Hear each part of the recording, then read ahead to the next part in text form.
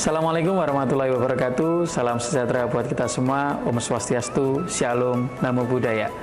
Salam sehat, SRD, Safety, Respect, Development. Masih bersama saya, Dr. Deka Permadi, dalam acara Podcast Mas SRD, Podcast Kesehatan Masyarakat Saratan. Ya, pada sesi kali ini kita tetap bersinergis dengan Dinas Perpustakaan dan Kearsipan Kabupaten Madiun dan akan mengundang narasumber dari Dinas Kesehatan Kabupaten Madiun. Seperti biasa, agar lebih akrab kita sapa pemirsa dengan sebutan Sobat Intan, Insan Pemerhati Kesehatan. Bagaimana kabarnya Sobat Intan? Puasa kan ya? Kuat puasanya? Lancar? Ya, semoga ibadah puasanya kuat, lancar, dan berkah. Amin ya rabbal alamin. Ya, bulan puasa adalah bulan yang dinantikan setiap muslim karena memiliki banyak keutamaan, yaitu dilipat gandakan pahala dan keberkahan bagi umat muslim yang menjalankan ibadah puasa. Merupakan momentum untuk kita menjaga kesehatan fisik dan spiritual kita dengan cara mengatur pola makan dan diet, di mana biasanya kita makan di waktu pagi, sarapan, siang, ataupun sore. Sekarang berganti, kita makan di malam hari dan dini hari. Selain itu, berpuasa juga akan membuat kita terlatih mengendalikan emotional eating, yaitu di mana setelah kita berpuasa seharian, tidak serta-merta atau menjadi alasan kita untuk makan sepuas-puasnya di saat berbuka puasa, atau malah sebaliknya, makan sebanyak-banyaknya saat sahur. Lalu bagaimana cara kita mengatur pola makan yang seimbang saat berpuasa? Mari kita bahas di Podcast Mas SRD.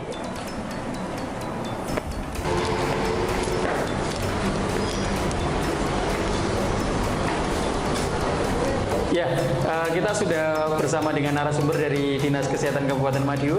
Untuk lebih jelasnya, biar narasumber kita memperkenalkan diri. Monggo Ibu, Terima kasih dokter. Assalamualaikum warahmatullahi wabarakatuh. Nama saya Yayu, biasa sih dipanggil Buya. Saya dari Dinas Kesehatan Kabupaten Madiun. Saya dari bidang Kesmas, lebih tepatnya saya dari Seksi Kesehatan Keluarga dan Gizi Masyarakat. Ya. Oke baik, nanti kita akan manfaatkan ruang podcast di Dinas Perpustakaan dan Kearsipan Kabupaten Madiun. Langsung kita bahas di sana. Monggo. Oke Bu. Iya.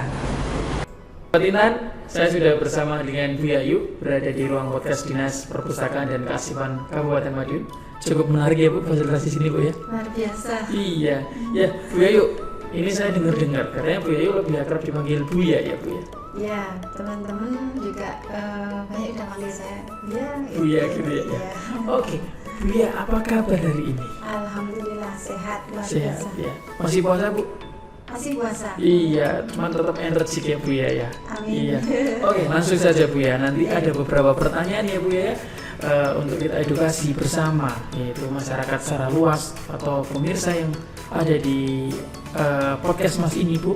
Biasa kita panggil dengan Sobat Intan. Sobat Intan. Iya, sudah tahu singkatannya Sobat Intan Bu? Apa ya?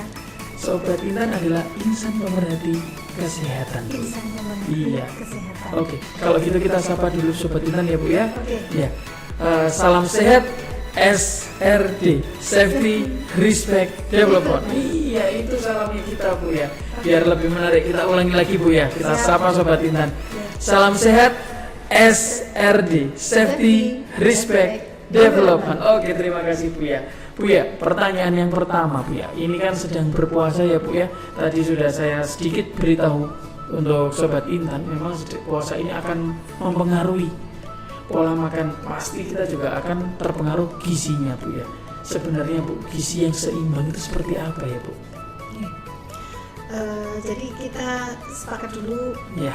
bahwa kita makan itu tidak hanya untuk kenyang ya, Iya. tidak hanya menghilangkan lapar, tapi juga untuk kesehatan. Setuju Jadi Bu. gizi seimbang itu intinya adalah susunan makanan sehari-hari yang mengandung zat gizi, baik dalam jenisnya maupun jumlahnya, yang mencukupi sesuai kebutuhan, dengan memperhatikan satu, usia, dua, jenis kelamin. Pengaruh ya Bu jenis kelamin? Iya. Pengaruh laki perempuan. Kemudian juga usia, jenis kelamin, kondisi fisiologis. Iya. Jadi pasca sakit, operasi, ibu hamil, ibu menyusui, ataupun dengan orang dengan aktivitas yang berat juga ya Bu ya. Jadi Gizi seimbang adalah susunan hidangan sehari-hari yang cukup bergizi gizi, baik dalam jumlahnya, jenisnya, berdasarkan usia, jenis kelamin, serta kondisi fisiologis dan aktivitasnya juga, dokter. Iya, makanya setuju dengan di awal tadi disampaikan bahwasanya tidak hanya kenyang. Kalau kenyang ya kita makan ngawur aja ya Bu ya. Yang perlu ditata memang tadi gizinya yang ada di dalam itu tadi. Nah Bu, dalam bulan puasa ini ya Bu, kita kan sudah puasa berkali-kali. Cuman mungkin kita harus edukasi. Iya, kita edukasi masyarakat, kita edukasi pemirsa bahwasannya gimana sih Bu sebenarnya untuk mengatur saat kita bulan puasa ini makannya bagaimana, seperti itu Bu. Iya, jadi prinsip tadi gizi seimbang tetap walaupun puasa atau tidak puasa tetap harus kita pertahankan gizi seimbang. Jadi kebutuhan zat gizi itu tetap. Yang membedakan hanya pola makannya saja. Nah itu. Ya, kalau sehari-hari tidak bulan puasa kita makan 3 kali sehari. Untuk Indonesia nih, Indonesia Madiun khususnya. Kalau saya 4 kali dah. Yang penting tidak melebihi, gizi seimbang yang penting.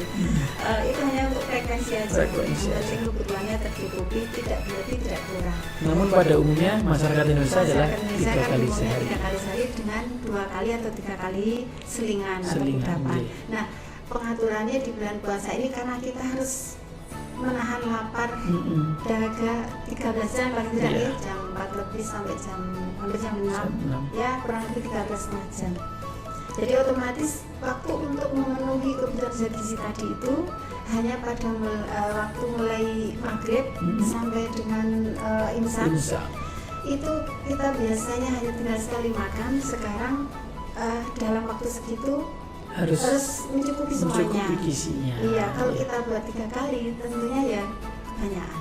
Jadi kita makannya 2 kali saat berbuka dan saat sahur ya, Sobat Intan. Kemudian ditambah kudapannya yang akan lebih banyak dibandingkan hari biasa. Karena apa? Mengejar kebutuhan zat gizinya tadi supaya terpenuhi. Prinsipnya seperti itu aja. Iya. Makanya tadi juga di depan saya sampaikan Bu ya. Pada dasarnya kita juga sekalian melatih emotional eating ya Bu ya. Jadi tidak serta-merta kita buka puasa itu makan sebanyak-banyaknya, sepuas-puasnya. Saat sahur pun juga tidak harus kayak gitu. Cuman dalam tempo itu tadi harus terpenuhi gizinya. Seperti itu ya Bu. Mungkin sedikit menjelaskan lebih detail. Jadi supaya terpenuhi pertanyaannya kan bagaimana mengaturnya gitu. Karena biasanya 3 kali, 2 kali atau 3 kali kudapan, sekarang cuma 2 kali makan. Nah, jadi sebagai gambarannya untuk memudahkan kita mendistribusikan jam makannya, pertama berbuka itu kita konsumsi sekitar 10%-nya aja. 10% dari total kebutuhan. Kemudian kita istirahat dulu, jeda untuk ibadah salat maghrib kurang lebih 3 menit ya, Dok ya. Kemudian dilanjutkan baru makan utamanya. Diperkirakan 30% dari total kebutuhan.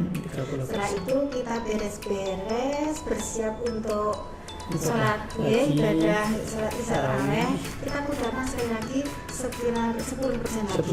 Nah, itu sudah 50%. Setelah ibadah sholat isya tarawih, Sobat Intan bisa 1 kali lagi kudapan sebelum istirahat. Malam ya. Bangun tidur, kita sahur, kita makan sahur dulu 30% dan beres-beres selesai menunggu imsak 10% lagi terakhir pas 100%. Itu Sobat Intan, dari Buya sekalian dikasih tips dan triknya untuk kita memenuhi kebutuhan gizi dalam bulan puasa ini ya. Oke, pertanyaan selanjutnya Bu ya. Kan ini kita memang tadi disebutkan ya sudah berpuasa lebih dari 12 jam, mungkin 13,5 jam tadi Bu ya, agar tetap fit dan bugar fisik Bu. Makan sahur tuh seharusnya seperti apa sih Bu? Nah ini, jadi kalau untuk berbuka, dari berbuka dulu dari berbuka, dari berbuka itu kita sudah istirahatkan lambung selama 13 jam lebih. Jadi kita kan sudah laparnya, lapar banget gitu pasti, ya, pasti itu. Nah ini betul, dan itu emosional eating harus kita kendalikan. Konsumsi pertama yang manis-manis seperti sunnah Rasul ya. Nggih. Konsumsi yang manis-manis tapi jangan berlebihan. Nah, itu Bu, karena kan kebanyakan kalau enggak manis enggak lego gitu Iya. ya Bu ya. Memang harus manis karena apa? Kalau gula yang manis itu gula sederhana ya, Iya. itu mudah dicerna. Cerna. Sehingga kita bisa segera mendapatkan Energi. energi yang sudah hilang selama seharian itu. Hmm. Nah, tapi sekali lagi jangan kebanyakan juga. Ya, nggak boleh berlebihan itu. Iya, jadi prinsipnya kalau buka itu yang sederhana, mudah cerna supaya segera mendapatkan energi. Energi kembali. Kebalikannya untuk sahurnya dokter, Mm-mm. karena untuk sahurnya kita bagaimana supaya ini awet Iya. sehingga kita bisa untuk bertahan ke 13 jam ke Iya, depan. aktivitas biar tetap Iya. fit, tetap bugar ya Bu Betul, ya. nah ini kan karbohidratnya jangan sederhana, tapi yang kompleks. Contohnya Bu. Gitu. Contohnya ya, kalau konsumsinya ya dari golongan serealia, beras, mie dan seterusnya seperti itu, konsumsi yang saya selama ini sudah bagus. Bagus, Iya. iya, itu. Jadi kurang gulanya kalau di sahur. Iya. Angka gula kan gula sederhana. Iya. Jadi Jadi dicerna. lebih ke Sebentar sudah habis. habis nanti. Iya. Jadi untuk berbuka lebih kepada gula sederhana, Iya. tapi di sahur Dicerna dan kita lebih dapat kepada karbohidrat ya. karbohidrat yang kompleks Yang supaya kompleks. lebih lama di Di dalam tubuh ya Iya, Bu ya. betul. Iya. Bu, buka puasa saya sendiri itu kalau nggak minum es rasanya kurang seger. Nah ini juga ya. Jadi bukan tidak boleh ya, Iya. tapi kan kita bicara idealnya, bagusnya, baiknya Iya. itu sebaiknya dihindari yang terlalu dingin. Nah itu. Kalau sekedar sejuk-sejuk seperti kan Iya. kita setuju itu bagus gitu ya. Tapi kalau dingin sekali itu kenapa kok nggak boleh? Sebenarnya sekali lagi bukan nggak boleh, tetapi kalau dingin itu nanti dia seperti menahan rasa lapar. Oke. Kalau Jadi menahan rasa lapar nanti akhirnya terus aku udah kenyang ini, terus akhirnya tidak makan yang makanan utamanya atau makan tapi nggak mencukupi, kurang Akhirnya dari kebutuhan. kebutuhannya kurang iya, tadi ya, Bu, ya. itu yang dikhawatirkan. iya, oke Bu. Sudah ada 3 pertanyaan Bu. Oh iya. Ya, habis itu Iya. masih ada banyak pertanyaan sebenarnya ke Bayu. Kalau gitu saya boleh nanya dulu. Waduh, saya yang ditanya nih. Nah itu tadi kan kaitannya dengan konsumsi ya. Iya. Kalau dengan aktivitas dokter, Iya. bagaimana? Oh, Selama gitu. bulan puasa itu kita beraktivitasnya. Kalau menurut saya Bu ya, tadi kan sudah dijelaskan sama Bu Yayu perihal makanan untuk kita tetap menjaga agar fit dan bugar. Dari makanan sudah dijelaskan, mungkin saya sedikit menjelaskan untuk aktivitasnya. Jadi aktivitas sebenarnya kita biasa saja, tidak perlu kita bermalas-malasan, Takut-takut gitu ya. bermager-mageran. Jangan-jangan nanti waktu siang saya udah tidak kuat. Nggak kuat, iya. Enggak, kita tetap aktivitas seperti biasa karena sudah dibekali dengan makan sahur yang karbohidrat Betul. Iya. kompleks tadi ya Bu ya. Iya.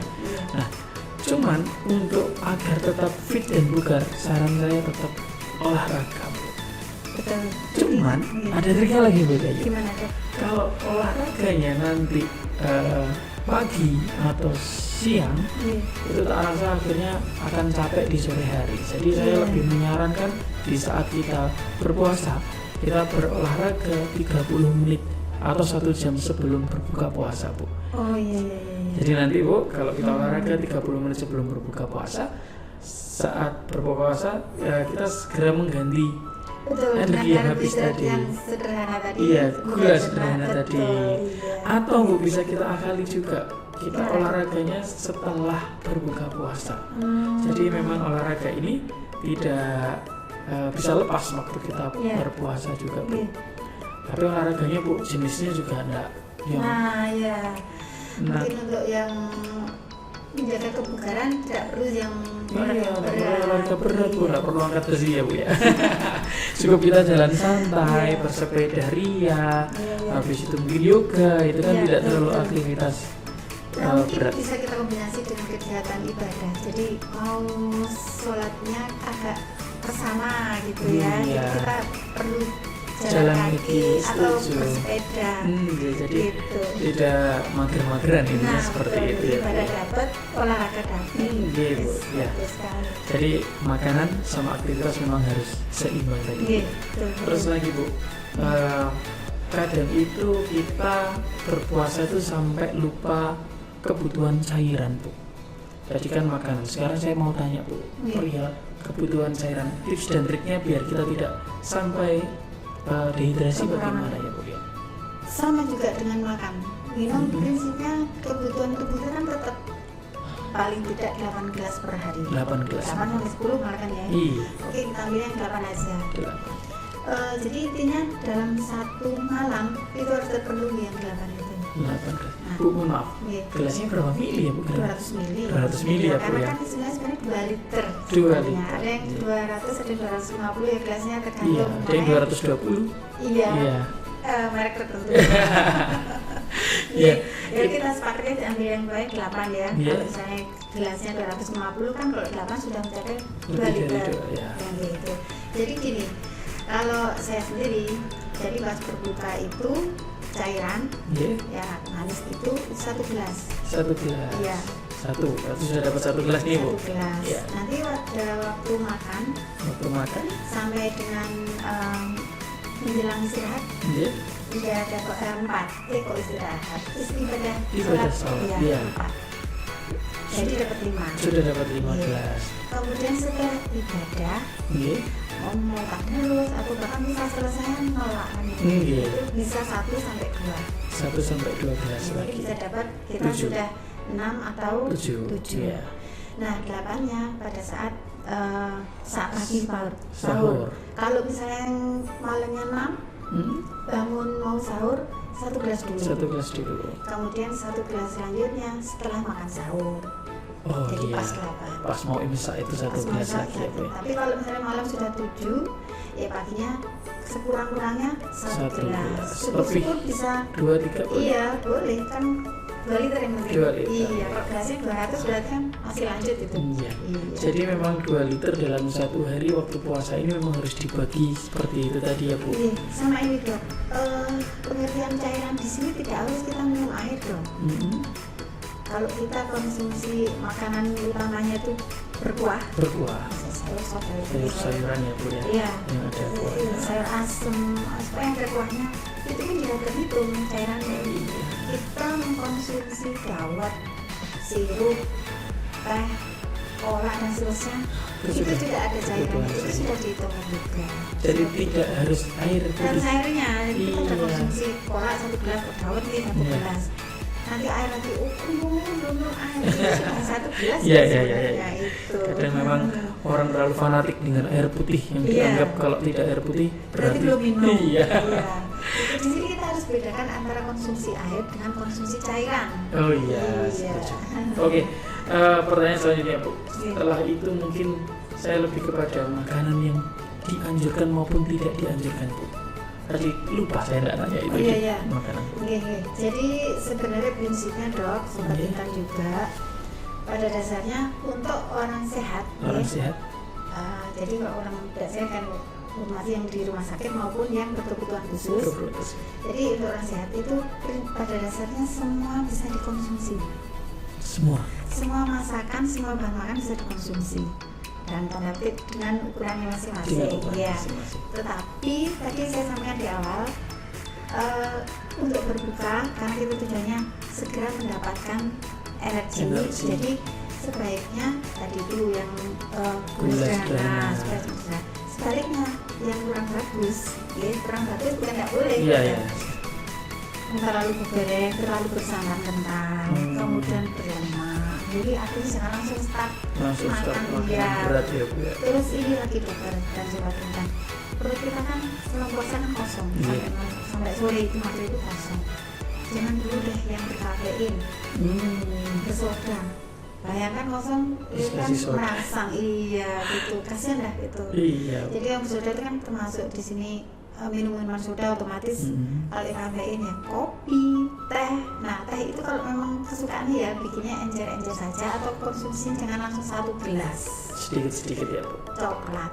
Anak-anak sekarang tuh kan suka sekali minumannya serba coklat gitu ya, atau Iya. serba kopi itu apa latte dan seterusnya itu, tapi kurang memahami walaupun namanya apa tapi kandungan kafeinnya tetap ada. Iya. Nah itu jangan dulu deh untuk di awal.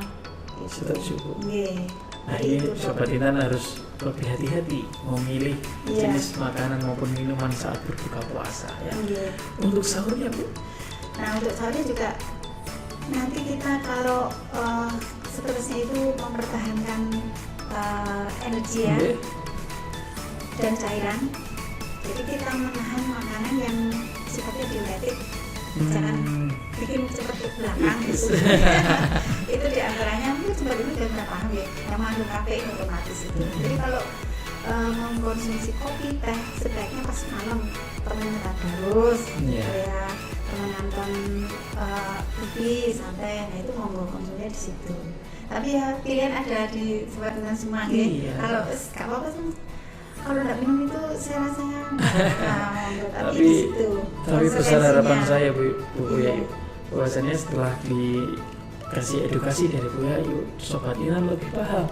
Mudah-mudahan. Iya, amin. Semoga bermanfaat ya Bu ya. Dari kok kalau pagi kok sering pipis ya gitu. Ya salah satunya kalau konsumsi yang mengandung kafein itu mungkin penyebabnya. Oke, Ibu, kan puasa ini identik dengan kurma. Iya. Nah, kurma itu manis. Saya suka itu. Suka ya Bu ya? Iya. Itu sebenarnya ada manfaat dan kandungan yang berarti nggak sih Bu kurma? Jelas. Rasulullah aja sudah mensunahkan untuk konsumsi itu, kurma. bahkan lebih detail lagi berbukalah dengan kurma. Salah satu kelebihan kurma yang pasti itu mengandung gula tadi, jadi dia menggantikan energi dengan cepat. Oke. Udah cerna, kemudian rasanya juga enak pasti. Ya. Itu juga bisa mempercepat karena apa? Di samping dia tinggi gulanya, dia juga mengandung serat, tinggi serat juga. Jadi bagus. Bahkan untuk tidak berpuasa pun ya bagus konsumsi. Sebenarnya tidak identik dengan puasa saja ya Bu ya. Identik dengan puasa saja. Oke, berarti kurma memang benar-benar direkomendasikan ya. Rekomendasikan banget. Iya. Tapi mungkin di sini penekanannya garis bawahnya adalah memilih kurma yang baiknya itu juga. Oh iya, kualitas. Iya, jadi jangan hati-hati dah, jangan sampai tergiur dengan tampilan glossy, tapi ternyata dibalut dengan pemanis. gula, iya. Oh iya. Simpel sirup gitu ya, kelihatan glossy-nya itu menarik. Tapi kalau ibu-ibu itu sudah paham ini enggak asli Pak. Lebih detail ya Bu ya. Seperti itu miring. Bukan salah ditumen, mungkin salah cara pengolahannya. Cara pengolahannya ya. Kurmanya sendiri bagus. Setuju ya Bu. Oke Bu, mungkin Bu, ini pertanyaannya saya sudah habis Bu menyenangkan. Oke. Jangan saya jadi mau tanya dulu. Mau tanya lagi Bu? Ya. Oke Bu. Oke, bagaimana Bu? Oke. Gini dokter, kalau kita kan dari sisi makanan ya, sementara ada yang tadi saya sebutkan berkebutuhan khusus, kondisi-kondisi tertentu habis sakit itu mengkonsumsi obat. Kalau kayak gini gimana dokter? Iya Bu, sebenarnya ini seringkali jadi pertanyaan ke saya, terutama pasien-pasien saya yang saya berikan obat, apakah tidak apa-apa obatnya ini tetap diminum. Saran saya memang dengan orang dengan kebutuhan tadi harus tetap minum obat Bu. Jadi pertama yang harus diketahui adalah tidak semua obat membatalkan puasa. Banyak obat yang tidak membatalkan puasa. Contohnya obat tetes Bu. Obat tetes di mulut, di hidung, di telinga, di mata itu sebenarnya tidak membatalkan puasa. Kalau yang di mulut selama tidak tertelan sebenarnya tidak batal. Seperti obat kumur Bu, obat kumur boleh kita menggunakan obat kumur selama tidak tertelan, tidak akan batal. Selain itu obat-obat salep Bu, gel yang kita oleskan di kulit tidak apa-apa ya dok ya? Tidak apa-apa, tidak batal juga. Hanya di lapisan kulit aja. Di lapisan kulit aja. Dan juga obat-obat suntikan Bu. Obat suntikan itu mau disuntik di otot, mau disuntik di intravena itu sebenarnya tidak batal, kecuali suntikannya berisi makanan, itu baru batal ya. Jadi tidak semua obat membatalkan puasa. Tapi bagaimana dengan obat yang diminum itu? Nah itu kan. Nah, obat yang tablet kapsul. Kalau obat yang diminum selama dia sediaannya harus lewat tenggorokan, misal tidak di bawah lidah seperti itu Bu ya, itu memang membatalkan Bu. Tapi kalau yang di bawah lidah tidak. Kalau memang sehari diminta minum 2 kali, sepertinya tidak ada masalah. Bisa kita konsumsi di saat buka Satu. dan saat sahur ya. Selesai. Tapi masalahnya kalau minum obatnya 3 kali sehari. Nah itu dok. Iya. Ini, dok. Pertama, Bu, kita harus menurut saya konsultasi dengan dokter. Apakah ada obat alternatif lain? Dalam arti yang sedianya mungkin 2 kali 1 itu. Kalaupun memang ada, lebih baik menggunakan obat alternatif tersebut. Tapi kalau dari dokter menyatakan, wah tidak, ini kamu sudah cocok dengan obat ini, tidak perlu diganti, harus diteruskan obatnya, kita bisa akali dengan 3 kali 1-nya adalah saat berbuka, saat dini hari, malam hari, dan saat mau imsak. Itu tidak apa-apa. Banyak pertanyaan, jangan-jangan nanti saya overdosis karena jangka waktunya sangat pendek. Insya Allah tidak, Bu. Karena nanti konsumsi obat yang diminum 3 kali 1 itu akan terakumulasi dalam 1 hari itu juga. Seperti itu, Bu. Jadi tidak usah bingung, tetap diminum obatnya. Iya, terima kasih. Ini Allah menjelaskan kebingungan dan keraguan-keraguan. Iya, karena banyak pasien yang sudah terkontrol ternyata akhirnya tidak terkontrol karena dia langsung memberi asumsi bahwasannya obatnya ya tidak diminum karena puasa. Iya, saya juga pernah gitu. Jadi enggak, saya skip 1 kali. Jadi sehari udah 2. Oh iya. Gitu. Akhirnya berpengaruh juga ya, Bu ya? Iya. Jadi akhirnya saya kalau gini nggak benar juga, akhirnya konsul ke dokter juga. Iya, setuju. Oke, Bu. Sepertinya obrolan kita sudah cukup panjang. Tapi menarik, Bu. Jadi kayak enggak kerasa waktunya, Bu ya. Iya. Saya berharap diskusi kita kali ini tidak hanya di forum ini, Bu ya, bisa berlanjut di forum-forum lain dan kita juga terbuka untuk menjawab pertanyaan-pertanyaan ya, Bu ya. Mungkin dari Sobat Intan. Iya, jadi tidak hanya Buya nanya ke saya ataupun saya sebaliknya nanya ke Buya, tapi pemirsa Sobat Intan bisa bertanya, nanti ditulis di kolom komentar, Bu ya. Monggo silakan Sobat Iya. Intan. Oke, mungkin itu saja, Bu, yang bisa saya sampaikan, Bu ya. Untuk semangat buat konten, Bu. Buya saya minta untuk Sobat Intan komen, like, klik tombol merah, subscribe.